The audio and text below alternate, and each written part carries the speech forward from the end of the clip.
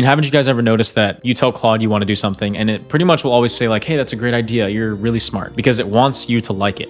But then what actually happens if you say like, you know what, I changed my mind, it will once again come back and say, you know what, you're really smart, I'm glad you changed your mind, that's a great idea. Better over time as the models are just getting smarter and smarter. But this is actually documented. Researchers call it sycophancy, which is just a fancy word for AI being a yes man. There's a study also called Elephant, which measures exactly this, and they found that AI models fail to push back on the way you frame something about 88% of the time. And for humans, it's around 60%. And it actually gets worse the more the model knows about you. Researchers at MIT and Penn State found that the personalization and memory features tend to make the model more agreeable over a long conversation. And so that's tough because basically the longer you work with it and the more you use it, which is what we all really should be trying to do, the better it gets at telling you what you want to hear. So this is a pretty simple fix. You ask Claude to start challenging you and pushing back and playing devil's advocate before it builds anything or before it approves any plan. And that's the whole idea behind a skill that I built called Roast.